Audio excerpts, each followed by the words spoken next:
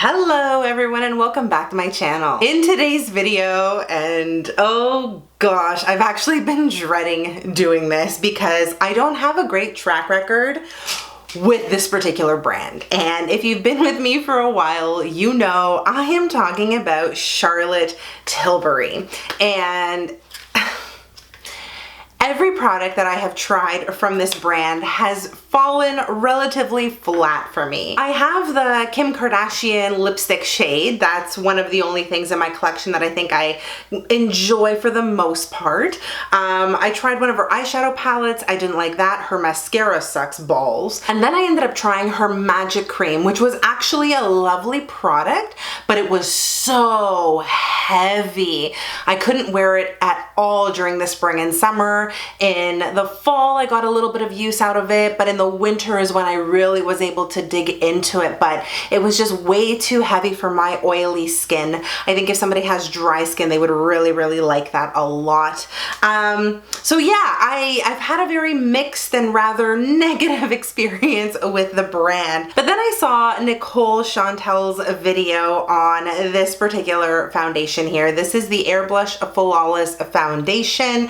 It is a brand new product that she has come out with, and on Nicole's skin, this foundation looked amazing, and I thought, wow, okay, if she's gonna look that good, then maybe this is gonna look good on me too. So I went online and I was gonna purchase it, but then I saw that they were actually doing little deluxe samples. So instead, I bought some Dr. Jart face masks and I ordered this as a deluxe sample.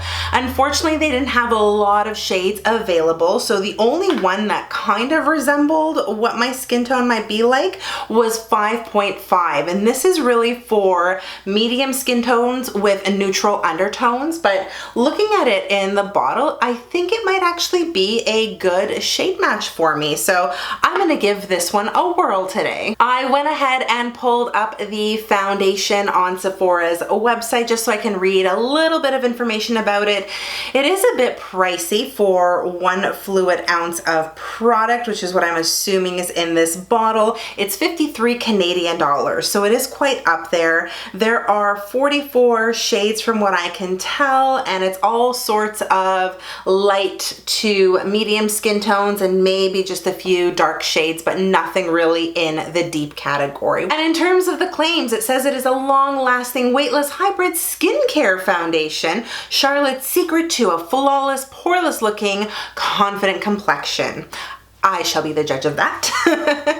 It says it's gonna be full coverage, it's gonna have a matte finish, obviously it's a liquid formulation, and it's good for all skin types from normal to oily. As a side note, this product is vegan and cruelty-free, which I thought was cool. And on this little particular box here, it does say the product was manufactured in Italy, so I'm assuming she's just working with an Italian lab for anyone who is interested in knowing that information. Without any further ado, I'm gonna pull you in a little bit closer and we're gonna get this show going. Oh, so many close-ups with foundation reviews. I didn't wax my stash this week, so you guys are gonna have to deal with some of that.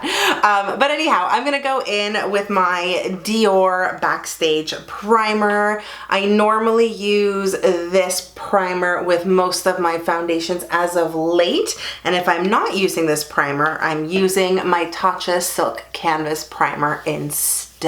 While the primer is settling in, I'm gonna give you a little bit of information about my skin if you're new to my channel. So I do have oily skin. I deal with enlarged pores, with texture, with acne and acne scarring, as well as some mild rosacea in this area of my face. As you can see, there are several issues that I deal with my skin in particular. And anytime I do a foundation review, the night before, I always make sure to prep my skin adequately so that I know I've done whatever I can to make sure that I have as best a base as possible. So I did exfoliate, I threw on a mask, and I also used some glycolic acid just for good measure to make sure that I got rid of all of the dead skin that was on my face. In theory, this foundation should go on flawlessly, as the name would suggest. I'm just gonna give it a good shake. It does have a pump, which I am extremely appreciative of, and I'm gonna take some onto the back of my hand. I might have squeezed out a little too much, but we're gonna, oh God, I'm so nervous. I am really nervous because her products never work. But no, we're going in with an open mind. We're going in with an open mind. Maybe this is the product that is gonna change my mind about Charlotte Tilbury. So I'm taking a damp beauty blender. Oh yeah, and this is gonna be dark. And I'm gonna use this to apply the foundation onto my skin. I always use a beauty blender when I apply foundation, and I know this is the best application method for me. Some people might prefer a brush, but a brush is just not for me. I usually find it's a little too streaky.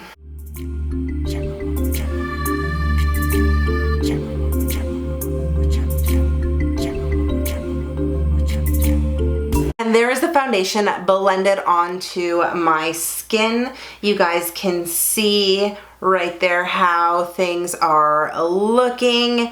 And I'd say the blending process was very easy. I didn't have any issues buffing this foundation out.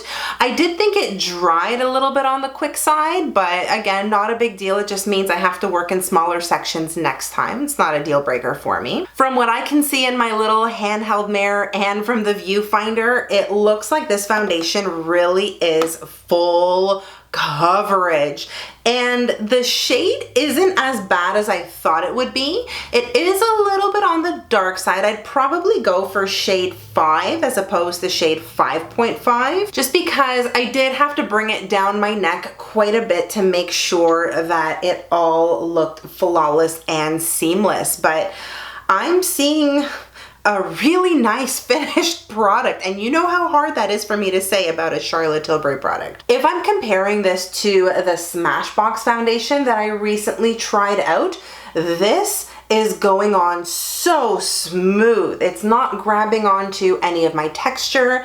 It's not enhancing any of my pores or acne bumps.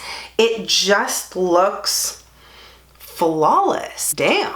As per usual, I'm gonna pull you in even closer so you guys can examine my skin up close too. All right, I've also dimmed my light just a little bit, and I'm letting the natural light of my window come through, and hopefully in the close-up you guys can see just how nice this is sitting on my cheek. Things are looking really good around my nose. Like, wow, it's looking really good.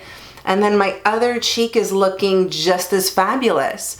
Forehead, which is normally a part of my face that I don't have any issues with, is again looking flawless. I'm not seeing any redness peeking through around my cheeks. The chin is looking really decent as well, and it's not even settling into any of my fine lines around my mouth area. There I am, just a little bit closer, and hopefully you guys can see what I'm talking about. It's just sitting so nicely.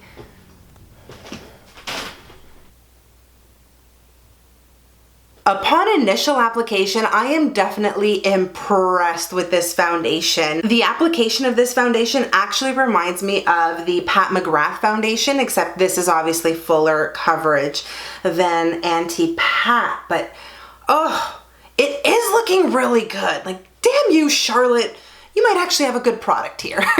Nevertheless, we are gonna do a full day wear test. I am gonna go ahead and hop off camera so I can finish off the rest of my face. So just give me 1 second to do my face and I'm gonna be right back. The rest of my face is now on, and I got nothing, man. Everything seemed to go on smoothly. I didn't have any issues. Bronzer went on nicely. My powders went on nicely. The only thing that I have a bit of a problem area with, and it's not really that big a deal either, is just my nose area, where I feel like the powder has just gone on in patches, and I don't think I've ever really had that happen with a foundation before, but it could just be that I applied too much powder or not enough, or maybe it was the way that I used my brush. I definitely want to blame it on user error and certainly not the foundation, because when the foundation did go on,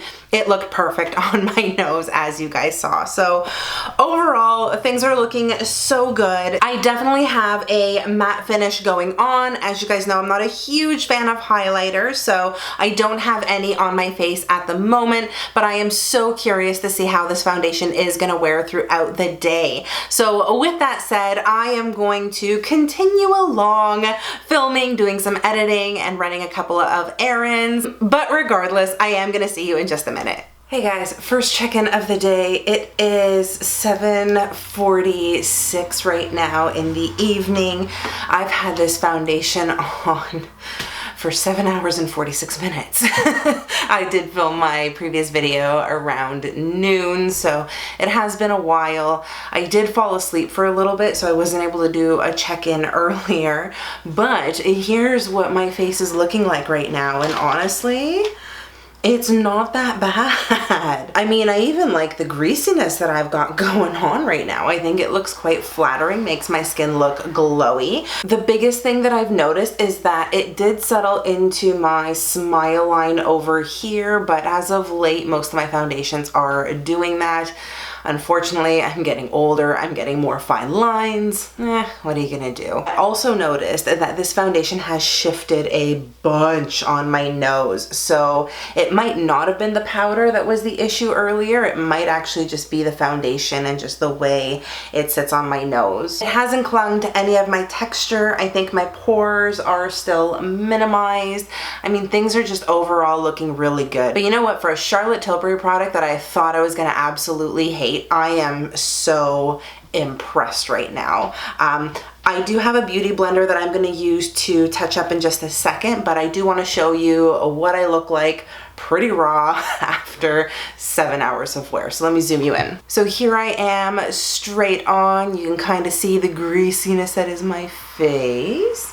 And then if I turn around, again, you can see how nicely everything is sitting, of course, except for here, which is the problem area, as well as most of my nose, like I mentioned.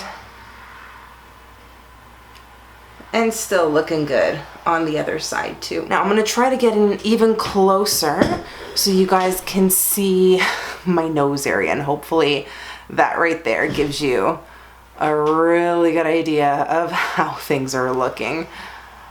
Again, not a deal breaker, but And now that I have you zoomed, I'm just taking the same beauty blender that I used to initially apply the foundation.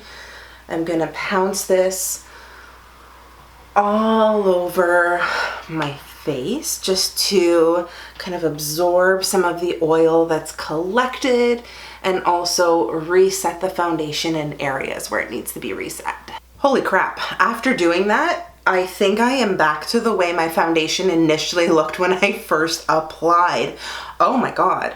I'm gonna do a couple of side-by-side comparisons for you so you guys can see. And do you see how nicely it now looks around my nose area? Wow. Like the whole foundation just reset itself. It looks so good. I actually have to run out to meet Anita for some drinks, so I'm gonna do one final check-in when I get home, and then I'm gonna take this puppy off. So again, I'll see you guys in a bit. Welcome to the final check-in of the night. I'm sorry I have to talk a little bit lower just because everybody in the house is sleeping at the moment. But it is, oh, let me show you on my phone. It's 11:22 at night. So we have had this foundation on for a while. It's pretty much been all day at this point. From the last check-in to now, I don't think we've had any great differences. I still feel about the same. I did get oily again, so you can definitely see the grease coming through pretty much all over my face. I think with a little bit of blotting and some TLC, this foundation can reset very quickly. Like I did last time, I could just use a beauty blender, sort of pounce all over over my skin a little bit, and some of that oil does end up going away, as you can just see. My nose area seems to be the most problematic area on my face. It's probably because it's where I wear my glasses. So around the bridge of my nose over here, the foundation has caked a little bit. It's gathered, it's transferred. It's also one of my most oily spots on my face too. So I think that plays a part in why foundation breaks up there so quickly. This foundation is wearing so nicely. It definitely looks like I'm wearing makeup. I wouldn't say I look natural by any means. The coverage has been spectacular. None of my redness has really peeked through as far as I can tell, except for my nose area just around the nostrils. But everywhere else, I think it is looking really, really good. I am shocked to say that I actually like this product, and I can't believe I'm about to say this, but I have finally found a Charlotte Tilbury product that I will spend my hard-earned money on. Guys, I never thought I'd see the day where I would like a Charlotte Tilbury product. I am just so stunned right now.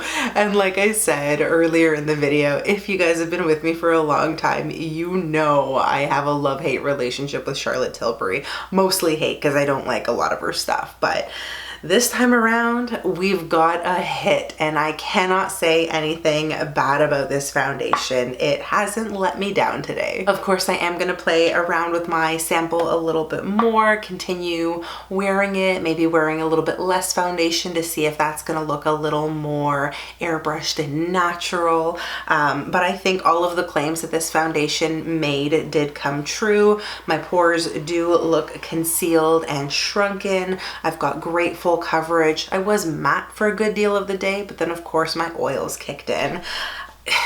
It's just a good foundation. Anyhow, I'm not gonna carry on much longer. I am gonna end the review here. I really hope you guys enjoyed it. If you did, you know what to do. Give the video a big thumbs up and also subscribe to my channel so you don't miss any of my upcoming videos. If you have had a chance to play around with this foundation, leave me a note in the comment section below and let me know what your experience has been. And of course, if you want to keep up with me outside of YouTube, you can always do that by following me on all of my social media, which I will link for you in the description box below. Thank you again so much for watching. I hope you are all having an amazing day, no matter where you are in the world. Stay beautiful, and I'll see you guys in my next video. Bye.